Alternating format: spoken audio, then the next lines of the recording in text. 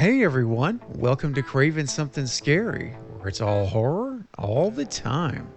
Now, in this video, I'm going to discuss a recent interview with Guy Busick, who co-wrote Scream 5 and 6 and is the writer of 7 as well. Now, he shares a lot of details into why he wrote the story for Scream 7 that we're going to see, and shares much more about the overall process and approach to this film. So, let's break open this article, see what Guy Busick has to say about what we're in store for on February 27th, 2026, when Scream 7 is unleashed. Let's go! It's David Arquette, Dewey from the Scream movies, as you know. Remember, there's only one rule to surviving a horror movie, and that's subscribing to Craving Something Scary.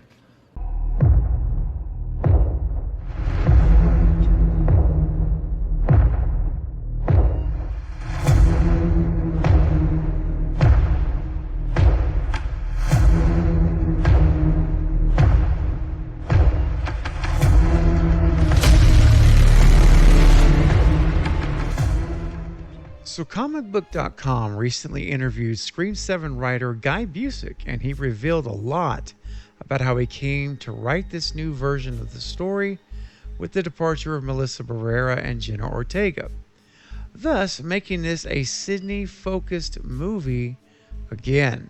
So let's get into the article. The headline reads, Scream 7 writer reveals why Sidney returns and how sequel handles the core four. Now, it's an intriguing title. Definitely looks good and hooks you in. So let's get into it and see what his comments actually are. All right, the original Scream 7 with Barrera and Ortega was a completely different thing. Writer Busick tells comicbook.com in an interview pegged to Final Destination Bloodlines, which he also co-wrote. We weren't able to use what we had in the previous iteration for this one. We just had to start from scratch, which was a bummer. So, why bring Sidney now? Why bring her back now? And why in Scream 7? After all, Gail told Sam and Tara in Scream 6 she deserves her happy ending. So Guy responds to this question in a couple of different paragraphs, and I'm going to share them both with you now, and then my thoughts and comments afterward. So he begins by saying, quote, I don't want to give anything away about the reason Scream 7 had to be a Sidney movie, because there's a really cool reason, Busick teases. In all these movies, you have to ask, why now? What is the thing Scream is commenting on now? Scream is always in a conversation with the audience about the state of movies, the state of horror movies, and in particular, franchises. He goes on to say, there is a really specific reason why Sidney is in this movie. I will say there is a reason, and we are happy with it, and when we cracked it, Busick says, we went to Neve Campbell and said, this is why Sidney now. Neve was like, oh, I get that. I pitched to Kevin Williamson this first too. He got it, and then I pitched the studio. I came up with the story with my co-writer on Scream 5 and 6, James Vanderbilt. Okay, guys. So, here are my thoughts on what Guy has said about Neve returning. Number one, whatever the reason is, it's a very specific reason. We know this now.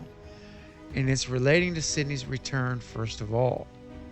It's a very specific reason. But secondly, the reason that she must return now is also a factor. So there's a specific reason, and there's a specific reason why now, why the timing is now. Now, I feel that the reason Sidney needs to return, and return now, it has to be very compelling, whatever this is, because when Guy pitched it to Neve, she said, oh, I get that, along with Kevin Williamson and the studio all getting it. and why it must be now. So, you know, obviously everyone was on board that this reason, whatever it is, guys, for Sydney's return, it made sense to the point of everyone agreeing to move forward with it. Now, I know what some of you are saying, and I partly believe this to be true myself. They had to get Sydney back. They lost Jenna. They lost Melissa. Everything's blowing up. Christopher Landon leaves. And they're in a very, very bad position. I think part of the reason Sydney's back, unrelated to the story, is the studio had to get her back to secure ticket sales. What are they going to do? I mean, they were in a tough spot, and I believe that's why Kevin Williamson's back. I think it was all a deal because they had to save and salvage Scream 7. And I think they've done a great job with it, even though we haven't seen the movie. They've done a great job doing this because why? Because we've already got a Scream 8 greenlit. They're going to be filming Scream 8 before 7 even comes out, most likely. So, whatever this reason is, it was so compelling and so powerful that everyone was on board, and on board enough to already greenlight a sequel, and the movie hasn't come out. So I'm excited. I'm sure you're excited too to find out exactly what that reason is. Now, I do have some thoughts about what that could be and why it has to be now. And I must say that as I've been thinking through this the last few days, which is why I didn't rush to put a video out last week, I like to think things through. Having said that, I've yet to settle on a theory that I'm really concrete on. However, I do have some ideas I'm going to throw out here, and that it's sometimes in the creative process. So here we go. Number one, per GameRant.com, movie insider Daniel Rickman shared some juicy details about Scream 7 on Patreon. According to him, the next movie will feature a big time jump following the events of Scream, presumably to allow Sydney's daughters to grow up. Now, I think this is potentially why Sydney needs to return now, because with a time jump, it will allow for lots of potential storylines involving not only Sydney, but her teenage daughter now, Tatum. So if the idea is to have Sydney's daughter be a significant focus of the movie, you also need Sydney there, and she's going to be a significant focus as well. I really do believe we're going to see two storylines running in this movie parallel, Sydney and Tatum at the same time.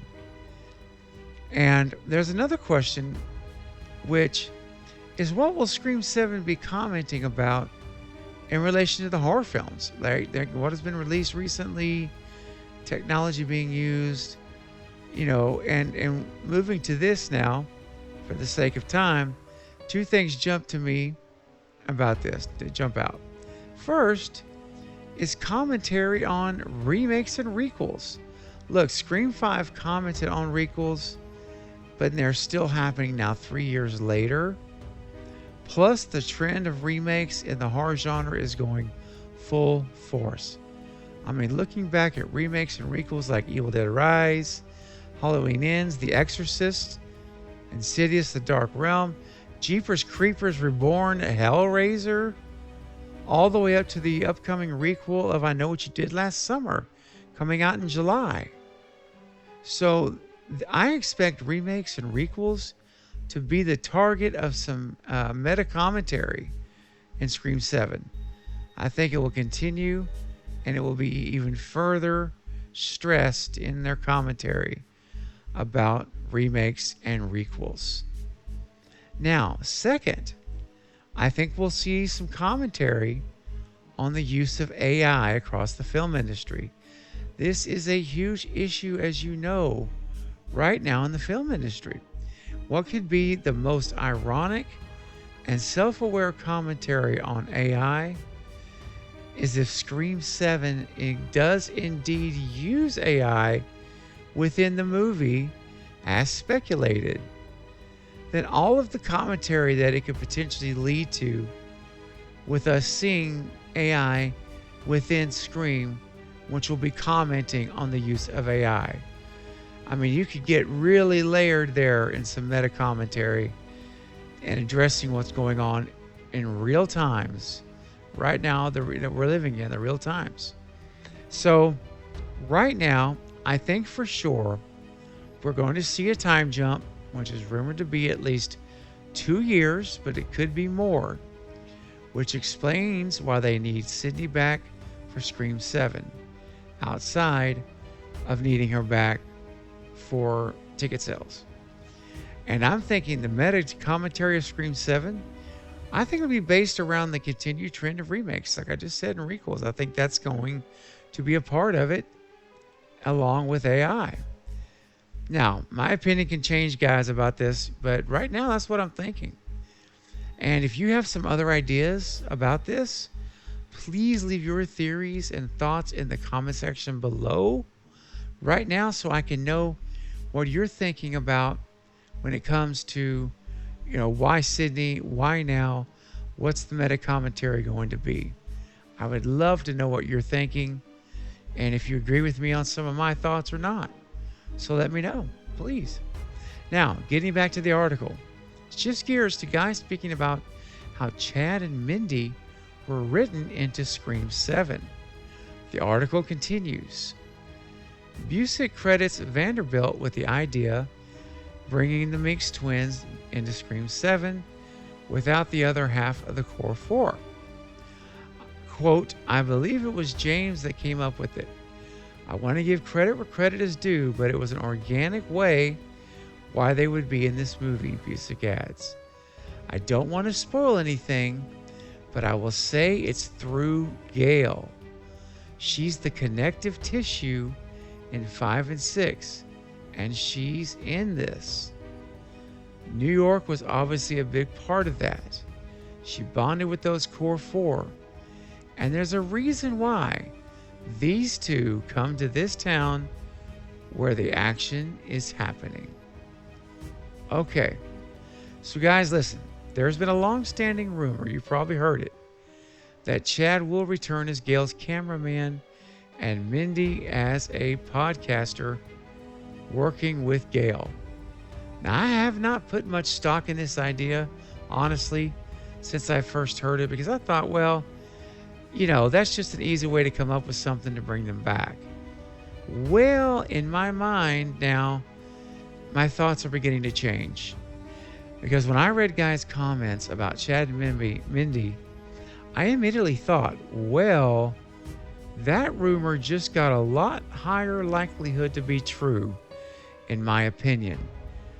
When he says it's an organic way that they would be in the movie, and then ties both of them coming back through Gail, that to me is a huge confirmation that whatever their role is, it is through Gail Weathers. And what adds even more gas to the fire is when Guy ended his comments by saying there's a reason these two come to town where the action is happening. Well, that sounds to me like Gail is going to Pine Grove, Indiana from New York because Ghostface has attacked. She's got to cover it. She's bringing her cameraman Chad and podcaster partner Mindy to cover the story and try to solve what's happening. I have to admit, it does add up when you think about it. So while I'm not 100% committed to the theory yet, I'm probably about 75% of the way there. Lots of credibility has been added in my book because of guys' comments. So no matter if Chad is her cameraman or Mindy is her podcaster, they're definitely returning some way through Gail. It has to be another way. If we're going to say it's not cameraman and podcaster, then what is it? We got to think about that, theorize about that. I personally think cameraman and podcaster makes sense. It really does. So I'm real close, like I say, to being there, to being on board with that theory. All right, guys, listen, those are some of my thoughts about Guy Busick's comments on Scream 7, and we could potentially be seeing it, and what we could potentially be seeing in this movie. All right, now, my personal favorite time of every video, finding out your thoughts, your ideas, and theories about what Guy Busick has said about Scream 7 and the Meeks twins and Nev coming back. Now, the only way that I'm going to know what you are thinking right now is for you to share them in the comments section below in this video. I love reading your comments and theories to find out what you are thinking, and it's very good stuff. So please do that right now. All right, everyone, that's all for this update. I'll be back soon, though, with more Scream 7 updates and other horror movie content. Please don't forget to like this video and subscribe to the channel if you have not yet done so. I greatly appreciate it. So until next time, this is Craving Something Scary, where it's all horror all the time. Thank you for watching.